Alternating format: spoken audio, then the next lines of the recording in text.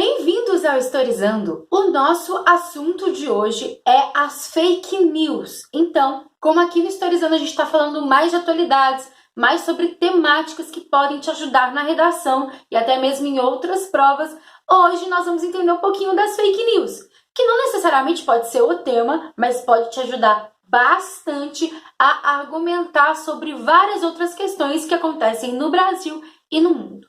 Antes de começar a falar de fake news, já segue o @historizandotati lá no Instagram, que tem conteúdo exclusivo sempre. Primeiramente, a gente tem que entender que a notícia falsa, o boato, a fofoca, isso sempre existiu na história da humanidade. Quando a galera começou já a se comunicar, já teve então essas questões de boato, de fofoca, de mentira, de falsidade, digamos assim, né? Sabe, falciane? Pois é, sempre teve aí. Porém, esse momento aí de fake news, esse auge aí, e até mesmo esse termo fake news, vai surgir com o advento da internet. Muitas vezes essas fake news são montadas de uma forma mais complexa, justamente usando essas ferramentas de comunicação novas, que é a internet, as redes sociais, entre outras coisas. Acredito que vocês entendam isso. Mas, para entender por que a fake news se espalha bastante, a gente tem que entender o que é o viés de confirmação. O viés de confirmação é uma tendência cognitiva que as pessoas têm de, então, na hora de interpretar os fatos, usar suas crenças para interpretar. Então, por exemplo, se eu não acredito na vacina, se eu já tenho essa tendência a não acreditar na vacina, eu, quando leio uma notícia, toda vez que aquela notícia fala que a vacina é real, que ela existe, eu já tendo a não acreditar. Eu já invento desculpas na minha cabeça e até fora dela para falar que aquilo não é certo, que aquilo não é verdadeiro. Mesmo que tenha muita pesquisa por trás, mesmo que tenha pessoas ali importantes falando aquilo, eu não acredito. Então, isso é o viés de confirmação. E isso ajuda muito na formação das bolhas. Porque se eu tenho a tendência de acreditar ou de curtir só aquelas pessoas que concordam comigo, toda vez que eu vou acessar uma rede social, e é por isso que a rede social é muito importante aí nessa criação de fake news, toda vez que eu acesso uma rede social e eu curto só aquelas coisas que eu acredito, toda vez então eu vou só ter acesso àquilo. Eu crio então uma bolha, eu entro nessa bolha e todas as vezes que algo for contrário ao que eu penso, eu já vou achar que é mentira, eu já vou achar que é fake. Então o viés de confirmação contribui e muito para o espalhamento de fake news. A gente sabe também que os algoritmos contribuem para isso. Já ouviu falar de algoritmo? Pois é, quem fez a prova do Enem do ano passado sabe muito bem que o Enem sabe o que é algoritmo. Algoritmo, então, são esses dados aí que as redes sociais guardam e utilizam justamente para aprimorar a experiência do usuário. Só que, como eu disse, o que vai acontecer? Se eu só curto páginas específicas que têm as minhas crenças, eu nunca vou saber o que está acontecendo além disso. Eu vou acreditar que o mundo tem exatamente a minha visão, porque toda vez que eu olho lá na timeline, independentemente da rede social, eu só vou ter acesso àquelas pessoas que eu concordo. E isso é muito grave e isso contribui bastante para as fake news, porque eu vou compartilhar mesmo se aquilo não for verdade, mesmo se aquilo não for comprovado, mas se eu acredito, logo na minha cabeça é verdade, é comprovado. Isso é o chamado viés de confirmação e isso que vai então ocasionar toda essa bagunça e todo esse espalhamento de notícias falsas, e as redes sociais acabam contribuindo bastante com isso, com o chamado algoritmo. Tudo isso junto contribui para então as polarizações. Logo, se eu não concordo com aquela pessoa, ela está errada. E isso contribui para conflitos. A gente sabe muito bem que o nosso país vive isso hoje, e aí não só o nosso país, mas, por exemplo, nos Estados Unidos, nas eleições do Trump, tiveram bastante fake news. A gente viu uma eleição muito acirrada entre Donald Trump e a Hillary Clinton.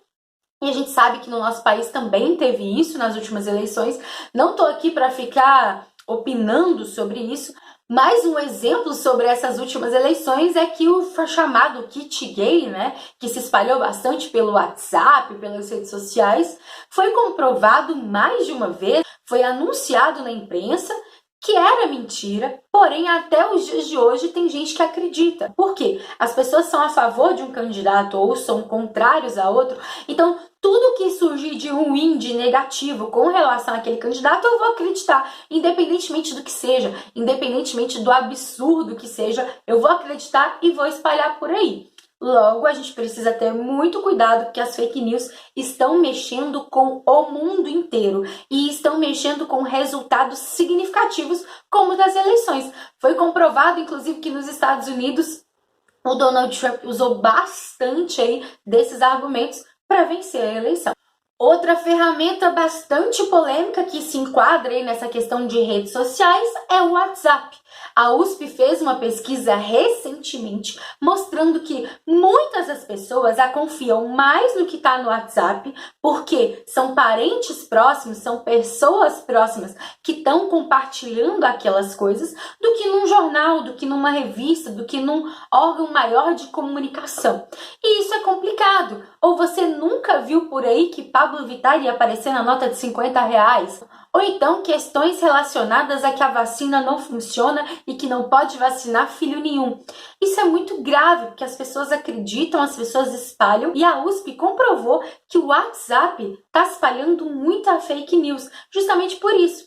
Você nunca recebeu uma notícia daquela sua tia ou da sua avó que aparentemente aprendeu a mexer nas redes sociais, mas compartilha exatamente tudo que vê. E aí muitas das pessoas acreditam, né? Porque se tá ali, quer dizer que é verdade. Só que não. Só para você ter uma ideia de números, já teve dias em que das 10 notícias mais lidas na internet, 6 foram fabricadas, 6 foram falsas. Exatamente isso. O movimento das fake news, o perigo das fake news, não é a fofoca ali para você falar que ficou ou não com fulano, mas esse movimento fabrica a notícia para toda a rede acreditar. Então já teve dia de que 10 notícias aí mais lidas na internet, 6 notícias eram fabricadas e eram falsas. 12 milhões de perfis online compartilham notícias falsas.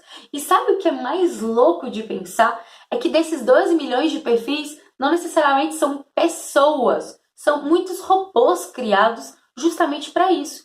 Então não acho que está na internet, que está publicado, que é algo verdadeiro. A gente cada vez mais aí com o advento da internet, mesmo porque todo mundo pode publicar coisas na internet. Eu aqui em BH, no meu quarto, com o meu pôster do Harry Potter, tô dando uma aula para vocês. Mas tem muita gente que não tem essa intenção aí de, por exemplo, passar um ensino gratuito como eu tô aqui. Então a gente precisa ter cuidado, precisa analisar por que eu tô assistindo aquilo ou por que eu tô lendo aquilo e será que aquilo de fato tem alguma coisa de útil e tem alguma coisa de verdade. Tanto que os jornalistas têm um trabalho aí cada vez maior e aí surge a função do fact-checking, então checar os fatos. E muitas das vezes essas pessoas ainda são questionadas, mas são jornalistas que se unem numa agência especificamente para checar as coisas, checar as notícias. Eu vou deixar aqui no box de informações alguns Instagrams que eu conheço de fact-checking que são bastante legais para a gente entender. Ah, Tati, mas esses caras aí têm lado político. Gente, nesses fact-checkings eles conferem tanto questões, né, de um lado quanto de outro, digamos assim, né? Porque infelizmente o nosso país está muito polarizado. Parece que a gente ainda não saiu do período da Guerra Fria, mesmo a Guerra Fria terminando na década de 90. Então as pessoas muitas vezes acham que é um lado ou outro, não tem um caminho do meio, não tem um equilíbrio, não tem uma conversa. Muitas das pessoas aqui no Brasil ainda encaram dessa forma. Eu não encaro e eu fico muito triste que isso acontece. Inclusive, se você quer entender sobre a Guerra Fria, né, sobre essa bipolaridade que de fato aconteceu no planeta inteiro, eu vou deixar uma playlist para vocês aqui do canal sobre Guerra Fria. Falando então das alusões históricas, né? Porque eu sei que vocês amam aí exemplos para colocar na redação e eu ainda quero fazer vídeos comentando sobre isso, o cuidado que se tem que ter quando coloca esse exemplo na redação, né? Porque muita gente começa uma redação já pensando no exemplo, mas você tem que começar uma redação ou qualquer texto que você for escrever pensando no seu argumento, no que você quer passar para o leitor e depois pensar em exemplos. Mas enfim, vamos falar das famosas alusões históricas sobre fake news. A gente tem o clichê dos clichês, que é o Plano Cohen. Em 1937, o Vargas se une a militares e integralistas para forjar um plano, para fingir um plano, e esse plano aí seria uma falsa ameaça comunista. Infelizmente, no Brasil, a gente tem muita gente que acredita nisso, né? Ameaças comunistas. Mas a gente tem essas falsas ameaças comunistas aí, né? Sendo fabricadas justamente para o Vargas, junto aos militares, dar um golpe. E então esse plano é chamado de Plano Cohen, foi espalhado no jornal, nas notícias, e eu falar que os comunistas iam incendiar as casas, tipo assim, coisas sem nexo. Mas foi para colocar medo na população brasileira, e essa população brasileira, então, permitir que o Vargas desse esse chamado golpe e começasse a iniciar-se o Estado Novo. É claro que o Vargas também não vai tirar do sovaco, a gente tem a intentona comunista em 35, que foi uma tentativa aí de realmente tirar o Vargas do poder por um grupo aí considerado comunista, socialista, mas não vai para frente, inclusive dá muito errado, o Luiz Carlos Prestes vai ser preso, e a Olga, né, que tem um filme, se você não viu, eu aconselho a ver, a Olga Benário, que era esposa do líder, né, da intentona comunista, que é o Luiz Carlos Prestes, vai ser enviada para os campos de concentração, né, porque ela era judia, e aí o Vargas faz isso, na minha opinião, uma sacanagem. Mas tem esse famoso aí, essa famosa ameaça comunista que, na verdade, era tudo mentira, era tudo forjado para o Vargas dar um golpe. Tem também o assassinato do Vladimir Herzog na ditadura militar. Os militares, na época, né, torturaram Vladimir Herzog, que era um jornalista. Eles torturaram tanto o jornalista que ele acabou morrendo. E, como consequência, eles espalharam uma fake news de que o cara tinha se matado. Porém, eu vou deixar a imagem aqui. Eu sei que não é uma imagem bonita, tá? Eu não tô incentivando nada aqui.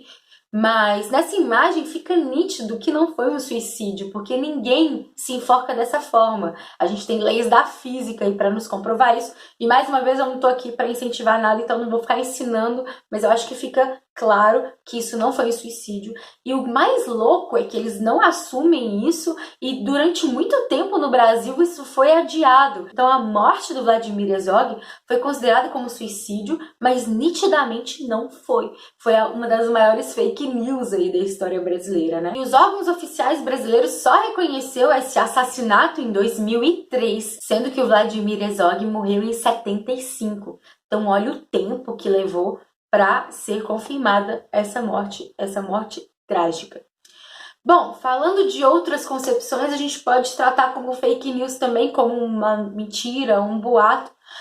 Você observar a figura do Tiradentes. Não só a figura do Tiradentes, mas várias figuras históricas aí são tratadas, são forjadas. A figura do Tiradentes foi forjada não na época lá da Conjuração Mineira, não, mas na época da Proclamação da República. Então, na Proclamação da República, os militares queriam achar uma figura heróica, queriam colocar alguém aí no pedestal para falar que a República era algo bom. E não só isso, a República é bom e os militares também, né? Porque o Tiradentes participou da Conjuração Mineira, já tem curta aqui no canal, vou deixar nos cards, participou da Conjuração Mineira e ainda era militar, e foi ele que morreu, né?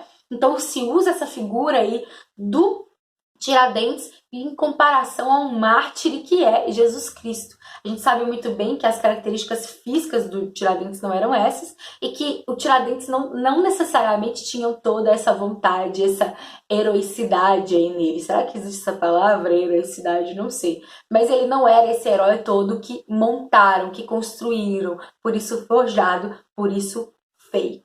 Além de questões históricas, a gente tem alguns autores muito interessantes, como o próprio Adorno com a indústria cultural. E se você quer saber mais sobre o Adorno e a indústria cultural e a manipulação da mídia aí, comenta aqui embaixo que eu posso fazer um vídeo específico sobre o Adorno. Sou jornalista, estudei bastante o Adorno, eu acho que a gente pode conversar sobre isso.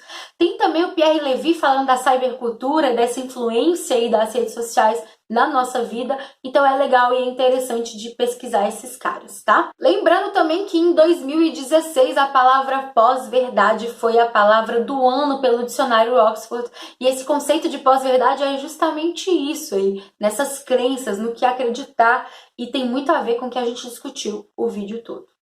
Bom, é isso. Você conhece algum outro exemplo de fake news, tanto histórico quanto atual? Comenta aqui. Vamos fazer nesses comentários aí uma rede de exemplos para a gente se ajudar e para a gente entender. Se você gostou, já curte esse vídeo. Se você quer mais temas para te ajudar na redação, nas atualidades, comenta qual tema você quer ver aqui. Curte esse vídeo para eu entender que vocês estão gostando desse conteúdo no canal. Se inscreve, é claro, e me segue lá no Instagram, @historizandotati. Muito obrigada pela sua atenção. Um beijo. Até a próxima! Atenção.